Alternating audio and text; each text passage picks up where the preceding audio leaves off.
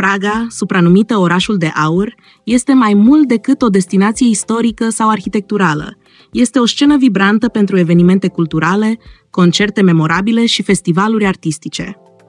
Cu străzi pavate ce amintesc de vremurile medievale și o atmosferă boemă ce îmbină tradiția cu modernitatea, capitala Cehiei oferă o experiență de neuitat pentru iubitorii de cultură, arhitectură și distracție. Fie că te plimbi pe străduțele înguste ale orașului vechi sau admiri peisajele de pe podul Carol, Praga reușește să fascineze prin fiecare detaliu.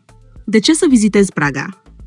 Praga este o destinație aparte, care îmbină farmecul medieval cu dinamismul unui oraș modern, oferind o combinație unică de istorie, cultură și gastronomie. Iată câteva motive pentru care ar trebui să incluzi Praga în lista ta de destinații. Orașul culturii și al istoriei. Praga găzduiește unele dintre cele mai impresionante monumente istorice din Europa, fiecare spunând o poveste fascinantă. Castelul din Praga, un simbol al regalității și al puterii medievale, podul Carol, cu statuile sale spectaculoase, și ceasul astronomic, un exemplu uimitor de inginerie medievală, sunt doar câteva dintre atracțiile care fac din acest oraș o comoară a patrimoniului european. Capitala evenimentelor.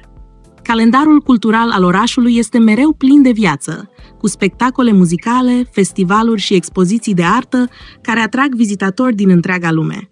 Praga reușește să fie un centru cultural activ, indiferent de sezon. Experiențe culinare. Bucătăria cehă este o încântare pentru simțuri, oferind preparate tradiționale savuroase precum gulașul, cârnații locali și desertul aromat trdelnic. Toate acestea pot fi acompaniate de berea cehă, considerată una dintre cele mai bune din lume. Evenimentele din Praga.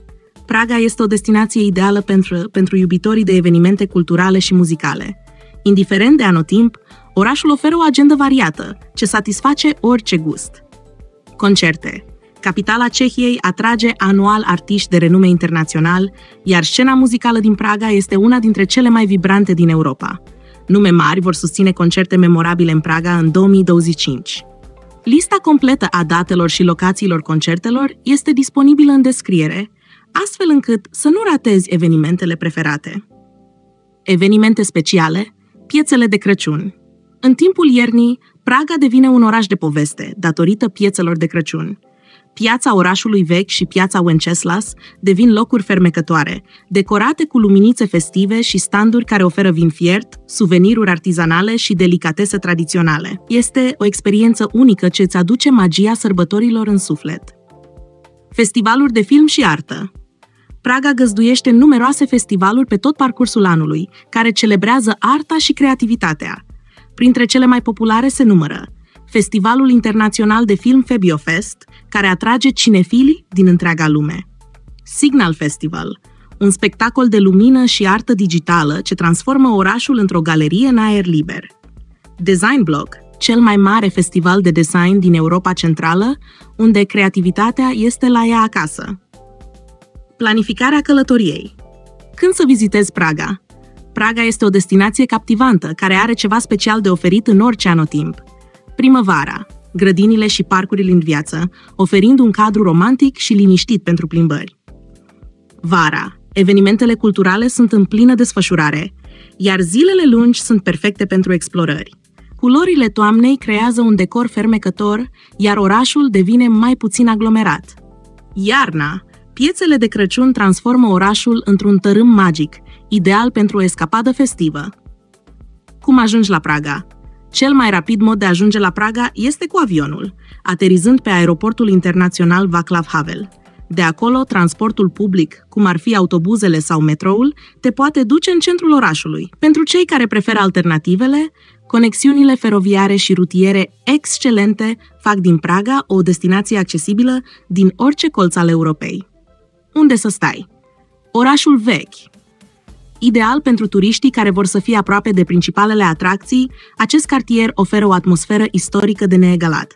Mala Strana. Perfect pentru o escapadă liniștită, această zonă situată la poalele castelului din Praga impresionează prin farmecul său boem.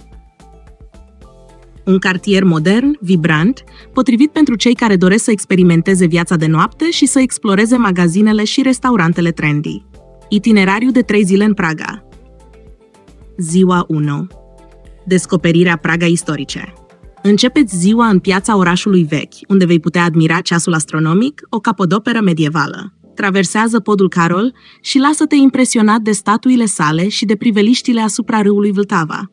Savurează un prânz tradițional într-un restaurant local, iar seara explorează cafenelele autentice ale orașului.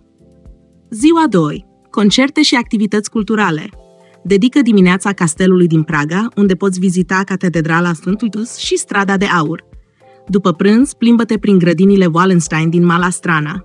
Seara, bucură-te de un concert al unui artist renumit la Ottawa Arena sau Letnani Airport, pentru o experiență muzicală memorabilă. Ziua 3. Artă și relaxare. Dimineața, descoperă latura culturală a orașului, vizitând Muzeul Franz Kafka sau Muzeul Național. După amiaza, urcă pe Petrin Hill pentru o panoramă spectaculoasă a orașului.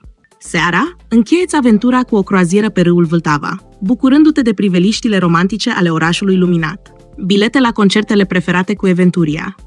Pentru o experiență completă, achiziționează pachete care includ bilete la concerte, cazare și, opțional, zboruri prin Eventuria. Serviciile personalizate și asistența te ajută să transformi fiecare călătorie într-o experiență memorabilă. Praga te așteaptă cu brațele deschise. Fă-ți bagajele, rezervă-ți pachetul și pregătește-te pentru un sejur plin de magie, cultură și momente de neuitat.